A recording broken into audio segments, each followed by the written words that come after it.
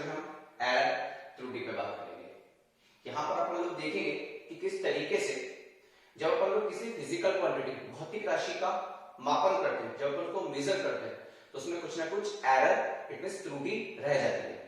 Normally जब अपन बात करते हैं तो अपन देखते हैं कि अपन the actual value of physical quantity can not be measured. It means अपन किसी भी फिजिकल क्वांटिटी की एक्चुअल वैल्यू मेजर नहीं कर सकते।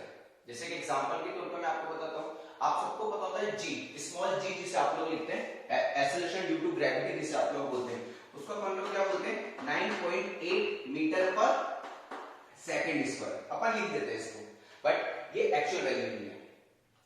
आई बस उसमें भी फिर अपन क्या करते हैं, जब न्यूमेरिकल अपन लोग करते हैं ना तो अपन को पता होने के बाद भी अपन इसमें एरर डाल देते हैं और जी की वैल्यू अपन अप्रोक्सीमेटली कितना रखते हैं 10 मीटर पर सेकंड स्क्वायर रखते हैं। तो 9.8 से अपन ने 10 रख दिया, 0.2 की एरर डाली कि नहीं डाली। तो नॉर्मली जो एरर होती है ना ये क्या तो अपन लोग करते हैं या अपन जिससे फिजिकल क्वांटिटी को मेजर कर रहे हैं, जिस भौतिक राशि का अपन मापन कर रहे हैं और जिस एक्सपेरिमेंट के थ्रू कर रहे हैं, ठीक है ना, तो जो एक्सपेरिमेंट जिस एक्सपेरिमेंट के थ्रू कर रहे हैं तो वहां पे जो अपन लोगों के पास एक्सपेरिमेंट है वो उसमें किसी ना किसी तरीके की एरर डाल देता है। तो जो एरर आना होता है ये तरीके का स्वाभाविक है, ठीक है ना। एरर आएगा या तो आपसे होगा या जो इंस्ट्रूमेंट है उससे एरर हो जाएगा आप लोगों के पास। आई बात समझ में आप सभी को? तो यही बात अपन लोग बात कर रहे हैं कि the actual value of physical quantity can not be measured, ठीक है ना। किसी भी फिजिकल क्वांटिटी की जो वास्तविक मान है उसका अपन मापन नहीं कर सकते।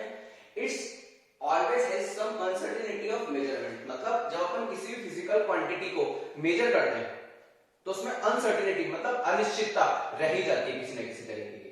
आई बस में, और जो ये अनसर्टेनिटी होती है, ये अनिश्चितता होती है, इसी को अपन एक तरीके से क्या बोलते हैं, एरर बोलते हैं। आई बस में अब अपन को एरर पे जो मेन डिस्कस करना है, अपन लोग तीन तरीके के एरर पर बात करेंगे, ज्यादा डिटेल में नहीं जाएंगे एरर पर, जो अपने न्यूमेरिकल सॉल्व करते हैं तो उसी एरर पर बात करेंगे। सबसे पहले अपन लोग बात करेंगे एब्सोल्यूट एरर पर। किस पर बात करेंगे? एब्सोल्यूट एरर पर। फिर अपन लोग सेकंड बात करेंगे रिलेटिव एरर पर, रिलेटिव एरर पर, और थर्ड पर डिस्कस करेंगे परसेंटेज एरर पर। जो एब्सोल्यूट एरर होती है, एब्सोल्यूट एरर जो होती है इसको अपन एक तरीके से बोलते हैं निरपेक्ष त्रुटि। क्या बोलते हैं इसको? निरपेक्ष त्रुटि, ठीक। और जो रिलेटिव एरर होता है इसको अपन बोलते हैं सापेक्ष त्रुटि। क्या बोलते हैं अपन इसको? सापेक्ष त्रुटि। और जो परसेंटेज एरर होती है इसको अपन बोलते हैं प्रतिशत त्रुटि। आई बात समझ में? अब अपन इनको ज्यादा डिटेल में डिस्कस नहीं करेंगे, अपन न्यूमेरिकल सॉल्व करेंगे और न्यूमेरिकल से तीनों को अपन नॉर्मली क्या करेंगे, डिफाइन करेंगे। तो सबसे पहले अपन बात करते हैं एक बार एब्सोल्यूट एरर, इट मींस निरपेक्ष त्रुटि पर बात करते हैं। तो जो एब्सोल्यूट एरर होती है, एब्सोल्यूट एरर डिफाइन होती है actual value minus measured value. तो जो एब्सोल्यूट एरर होती है वो इस तरीके से कैसे डिफाइन होती है, actual value minus measured value, मतलब वास्तविक मान माइनस मापित मान। मापित मान मतलब जो आप एक्सपेरिमेंट कर रहे हैं उससे जो वैल्यू आएगी, ठीक ना, जो अपन एक्सपेरिमेंट कर रहे हैं उससे जो मान आएंगे उसी को अपन क्या बोलेंगे, मापित मान। और एक हुआ आप लोगों के पास एक्चुअल वैल्यू। आई बात में? जैसे मान एक सिंपल सी बात, जैसे ये एक आपके पास ये एक रॉड है, ठीक है ना, इसका लेंथ एग्जैक्ट लेंथ है 15.1 सेंटीमीटर, लेकिन जब आपने मेजर करा तो इसमें एरर डाल दी और एरर डाल के आप लोगों ने बोला कि इसकी लेंथ है 15 सेंटीमीटर। तो एक्चुअल लेंथ कितनी थी? 15.1, और आपने इसमें जब इसको मेजर करा तब आपने जो मेजर्ड वैल्यू लिखी वो कितनी लिखी? 15। तो 0.1 की एरर डाली कि नहीं डाली? तो वो जो आप एरर निकालोगे वो कैसे निकालोगे? 15.1 माइनस का 15। तो जो एरर आएगी 0.1 वो कौन सी एरर निकल के आएगी आप लोगों के पास? Absolute error. तो जो एब्सोल्यूट एरर होता है इसको अपन डिफाइन करते हैं the difference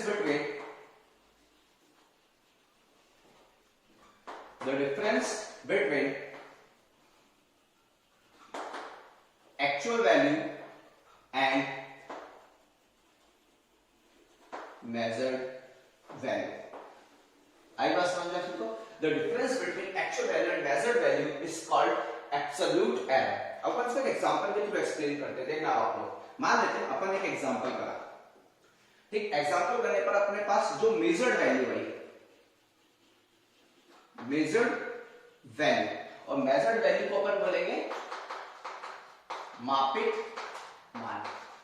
आगे बस, तो जो मेजर्ड वैल्यू है वो अपने पास आई 10.0, 10.2, 10.1। एक ही एक्सपेरिमेंट को अपन ने 3 बार करा, और तीनों बार मान लीजिए कि कोई भी एक रॉड है, उसकी लेंथ मेजर कर रहे थे अपन, और लेंथ मेजर करने पर जो वैल्यू आई भाई 10.0, 10.2, 10.1 आई बात समझे। तो अब मुझे निकालिए एब्सोल्यूट एरर। तो मेरे को दे रखा है अभी मेजर्ड वैल्यू, मापित मान। तो सबसे पहले देखना, अगर मुझे एब्सोल्यूट एरर निकालनी तो मेरे पास क्या होना चाहिए, एक्चुअल वैल्यू होनी चाहिए। यहां पर मुझे एक्चुअल वैल्यू नहीं दे रखी है, तो सबसे पहले मैं क्या कैलकुलेट करूंगा, सबसे पहले कैलकुलेट करूंगा मैं एक्चुअल वैल्यू। और एक्चुअल वैल्यू किस तरीके से कैलकुलेट करूंगा कि मेरे पास जितनी भी, अगर मुझे नहीं दे रखा एक्चुअल वैल्यू, अगर मुझे एक्चुअल वैल्यू नहीं दे रखा तो मुझे सबसे पहले एक्चुअल वैल्यू कैलकुलेट करना पड़ेगा। तो देखना एक्चुअल वैल्यू कैसे कैलकुलेट करेंगे। तो जितनी भी आपके पास मेजर्ड वैल्यू है, जितने भी आप लोगों के पास मापित मान है, उन सबको आप क्या करो, जोड़ दो। उन सबको आप क्या करो, जोड़ दो। अब कितने, 1 2 3 टोटल से डिवाइड कर दो। तो अपन ने क्या देखा कि जो भी मेरे पास वैल्यू है उन सबको जोड़ा, और जितने नंबर है उतने से अपन लोगों ने क्या कर दिया, डिवाइड कर दिया। तो एक तरीके से जो ये एक्चुअल वैल्यू होती है ना, याद करो जब अपन जितने भी नंबर होते हैं जोड़ते हैं और उतने से डिवाइड कर देते हैं तो उसको मीन लेना बोलते हैं, एवरेज लेना बोलते हैं, औसत लेना बोलते हैं। तो अपन इसको एक्चुअल वैल्यू तो बोल ही सकते हैं, साथ में इसको अपन क्या बोल सकते हैं, मीन वैल्यू, जो कि एक्चुअल वैल्यू के आसपास कहीं ना कहीं होगी। आई बात समझ। तो अभी कितना जाएगा अपन लोगों के पास, देखना ये हो जाएगा आप लोगों के पास 10.3 अपॉन में 3, सॉरी 30.3 अपॉन में 3। तो हम इसको सॉल्व करेंगे तो कितनी वैल्यू जाएगी, 10.1 आएगी बस में। ये सब सेंटीमीटर में चल रहा है आ गई बस में। तो अपन लोगों के पास एक्चुअल वैल्यू कितनी आ गई, एक्चुअल वैल्यू आ गई अपने पास 10.1 सेंटीमीटर। तो अपन इसको कैसे लिखेंगे, देखना आप लोग, अपन इसको लिखेंगे ए मीन, ए और पैरों में mean equal to A actual equal to A M. आगे बात समझ में। तो एक्चुअल वैल्यू, मीन वैल्यू को अपन किससे रिप्रेजेंट कर देंगे, ए एम से, और इसकी वैल्यू कितनी आ गई, 10.1 सेंटीमीटर। तो सबसे पहले एक्चुअल वैल्यू निकालना है कि नहीं, एक्चुअल वैल्यू कैसे निकालेंगे, एक्चुअल वैल्यू निकालेंगे कि जितनी भी आपको मेजर्ड वैल्यू दे रखे उन सबको ऐड करो, और जितनी दे रखी है, जितने भी नंबर है उतने नंबर से क्या कर दो, डिवाइड कर दो। सिंपल सी बात है, एवरेज निकालो, औसत निकालो, और जो वो एवरेज निकलेगा वो एवरेज किसको रिप्रेजेंट करेगा, उस लेंथ, उस रॉड की एक्चुअल लेंथ को रिप्रेजेंट करेगा। आई नहीं बस में एक्चुअल वैल्यू निकलेगी। अब अपन को निकालिए मेजर्ड वैल्यू। मेजर्ड वैल्यू के लिए फर्स्ट मेजर्ड वैल्यू, पहला मापित मान, दूसरा मापित मान, तीसरा मापित मान। तो आपको ध्यान से देखना, अब मुझे क्या निकालना है, एब्सोल्यूट एरर। तो मैं क्या करूंगा, actual value minus measured value. तो आपको ध्यान से देखना, मैं सबसे पहले निकालूंगा first absolute error. First absolute error का मतलब क्या हुआ कि जो पहली मेजर्ड वैल्यू है, पहली मेजर्ड वैल्यू, ठीक ना, पहला जो मापित मान है उसको जो वास्तविक मान है, जो एक्चुअल मान है, उसमें से माइनस कर दूंगा। तो फर्स्ट एब्सोल्यूट एरर आएगी कि नहीं। तो मैं इसको कैसे लिखूंगा, am, और इसको मैं बोल देता हूं a1, इसको मैं बोल देता हूं a2, और इसको मैं बोल देता हूं a3। तो ये कितना हो जाएगा, am माइनस का a1। तो आपको ध्यान से देखना है कितना जाएगा, 10.1 माइनस का, सॉरी 10.1 माइनस का 10.0। तो एरर कितनी की होगी, 0.1 सेंटीमीटर की एरर होगी। आगे बस में, और इसको मैं लिखूंगा, इसको मैं फर्स्ट एब्सोल्यूट लिखूंगा डेल्टा a1 से। इसे लिखूंगा डेल्टा a1 से, क्योंकि देखो डिफरेंस ले लो, अंतर ले लो, और अंतर को हमेशा डेल्टा से रिप्रेजेंट करते हैं अपन लोग। आई बात समझ में। तो डेल्टा a1 इक्वल टू कितना हो जाएगा, am माइनस का a1। तो आपके पास वैल्यू कितनी जाएगी, 0.1 सेंटीमीटर। इसी तरीके से हम कौन सी एब्सोल्यूट एरर निकालेंगे, सेकंड एब्सोल्यूट एरर, जिसको लिखूंगा डेल्टा a2, और इसकी वैल्यू कितनी हो जाएगी, ये हो जाएगी am माइनस का a2। तो ये कितना हो जाएगा, am कितना दे रखा है, 10.1 माइनस ये कितना हो जाएगा, 10.2। तो ऐसी कंडीशन तब आप लोगों के पास डेल्टा A2 की वैल्यू कितनी हो जाएगी, डेल्टा A की वैल्यू हो जाएगी माइनस का 0.1 सेंटीमीटर। इसी तरीके से अपन क्या निकालेंगे, इसी तरीके से निकालेंगे अपन लोग थर्ड एब्सोल्यूट एरर, जिसको कैसे लिखेंगे, डेल्टा A3। तो डेल्टा A3 कितना हो जाएगा, AM माइनस का A3, तो ये कितना हो जाएगा आपके पास 10.1 माइनस का 10.1। तो आप लोगों के पास डेल्टा A3 की वैल्यू कितनी आ गई, 0 सेंटीमीटर, 0.0 सेंटीमीटर। आई बात है।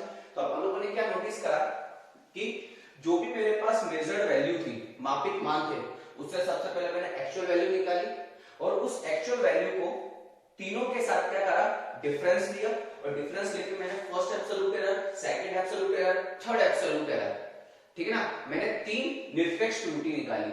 मतलब हर बार मेरे पास कुछ ना कुछ क्या आ रही है, एरर आ रही है, त्रुटि आ रही है। तो टोटल एरर कितनी आ रही है, तो अपन निकालेंगे, देखना अब अपन निकालेंगे मीन एब्सोल्यूट एरर, ठीक है ना, जिसको अपन बोलेंगे माध्यम निरपेक्ष त्रुटि, और इसको अपन लिखेंगे डेल्टा ए मीन से। किससे लिखेंगे, डेल्टा ए मीन। तो जब अपन डेल्टा ए मीन की वैल्यू निकालेंगे तो अपन लिखेंगे delta A1 plus delta A2 plus delta A3। लेकिन हमेशा याद रखना कि जो एरर होती है, जो त्रुटि होती है, हमेशा ऐड होती है, जुड़ती है, त्रुटि कभी कम नहीं होती। और ये रीजन होता है कि अगर सपोज एब्सोल्यूट एरर मेरे पास पॉजिटिव आ रही तो कोई दिक्कत नहीं है, लेकिन नेगेटिव आ रही है तो उसको पहले पॉजिटिव में कन्वर्ट करूंगा, और पॉजिटिव में कन्वर्ट करने के लिए मेरे पास जितनी भी एब्सोल्यूट एरर है उसको मैं किस में बंद कर दूंगा, मॉड में बंद कर दूंगा। आगे बस में, और कितनी है टोटल, 3 से डिवाइड कर दूंगा। आई बात समझ में। तो देखना अब आप लोग,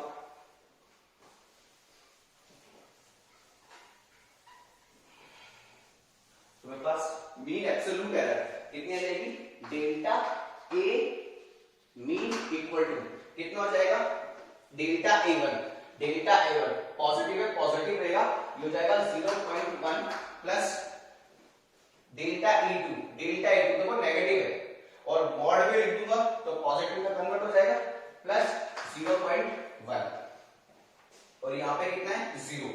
तो ये आप लोगों के पास कितना हो जाएगा, यहाँ पर 0।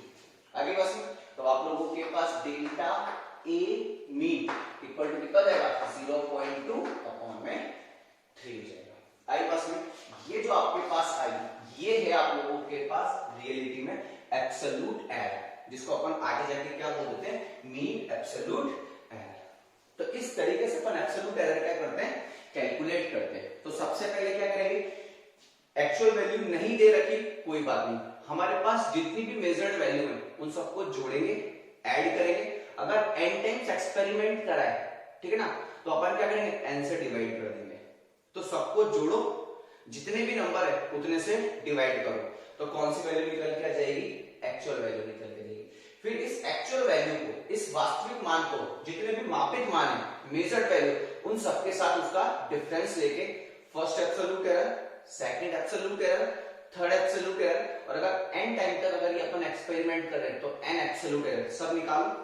अब फिक्स है कि हर एक्सपेरिमेंट में एरर आ रही है, लेकिन अपन को तो एक ही एरर चाहिए, एक एरर चाहिए, तो जितनी भी एरर आई है सबको जोड़ो, सबको जोड़ो, और जितने भी हैं उतने नंबर से क्या कर दो, डिवाइड कर दो। तो जो एरर आपके पास निकल के आएगी वो होगी आप लोगों के पास मीन एब्सोल्यूट एरर। पहला तो बात समझ में आएगी नहीं बेटा। तो इस तरीके से अपन मीन एब्सोल्यूट एरर पे क्या करते हैं, बात करते हैं। इसी में अपन थोड़ा सा और आगे बढ़ते हैं, ये चीज समझ में आएगी नहीं आप लोगों को। तो देखना अब अपन बात करते हैं रिलेटिव एरर पर। देखना आपको ये कि सारा क्लियर हो जाएगा आपको।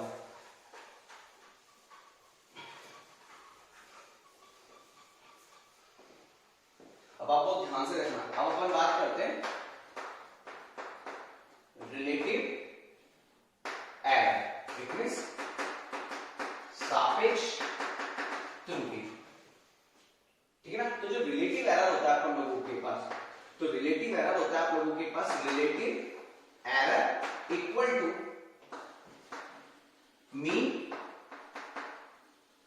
Absolute error upon mean absolute error upon